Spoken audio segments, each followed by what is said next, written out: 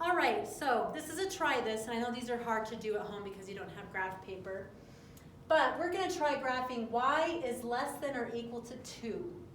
All right, so first of all, the first step is to make sure that we graph the boundary line. So we kind of replace that with an equals, and we have y equals 2. And since it is a less than or equal to, okay, that means it's going to be a solid line. So y equals 2 is right along here,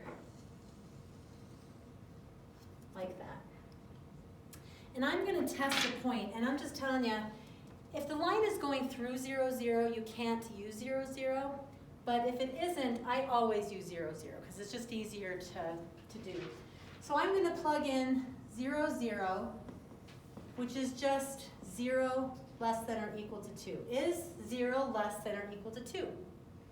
Yes.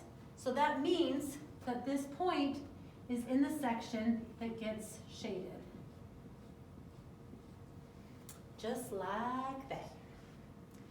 All right, next one. This is a little bit different, a little bit more complicated. Again, you've got to know how to graph lines. Otherwise, it's going to be kind of tricky. All right, so I'm going to make my boundary line. So I'm going to add x to both sides. So I have 2y is greater than x plus 2. I'm going to divide by 2. And I did not divide by negative, so I don't switch the sign. So y is greater than 1/2 x plus 1. All right, and this is a greater than sign. It doesn't have a line underneath, so I'm going to do a dotted line. All right, so I start at my y-intercept, which is 1, and I'm going up 1 over 2. That's my slope. Okay, so let's do this. Okay, so boundary line is dotted. Oops. All right, there it is. Okay, and now I'm going to test a point. Again, I'm going to test 0, 0, and I'm going to plug it into the top equation. Or it's not an equation, it's an inequality. All right, so 0, there's no such thing as negative 0. So 0 plus 2 times 0 is 0 is greater than 2. Is 0 greater than 2? Class, is 0 greater than 2? No. Good job. So that means that this is not part of my solutions. So I'm going to highlight or shade in the top part. Okay, finally we have a story problem. Yay! Yay for story problems. Hooray!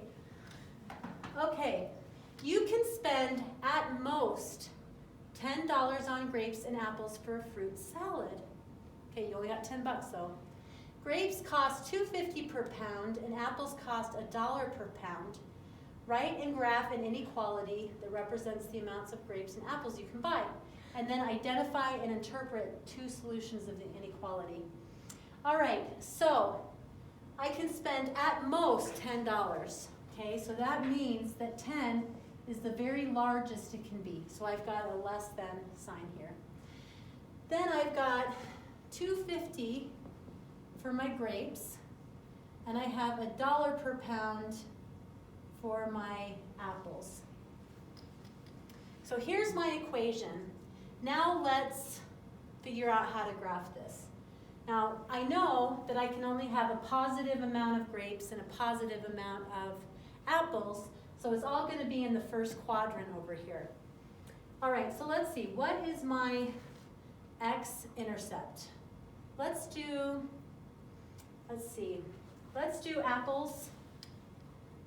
No, grapes is going to be my x-intercept. Let's do apples as my y. So if I cover this up, if I have grapes be 0, then my y-intercept, maybe I should have done, you know what, let me switch this.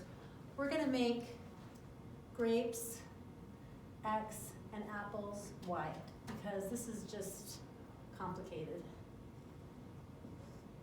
Okay, so I'm looking for the y-intercept. That means x is 0. So my y-intercept means that x is 0.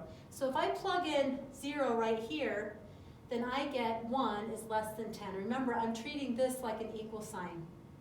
So 10 is my y-intercept. My x-intercept is when y is 0. So if y is 0, I plug in, I plug in 0 right here. I have 250x equals 10, and that's going to be 4. So my x-intercept, 1, 2, 3, 4 is 4.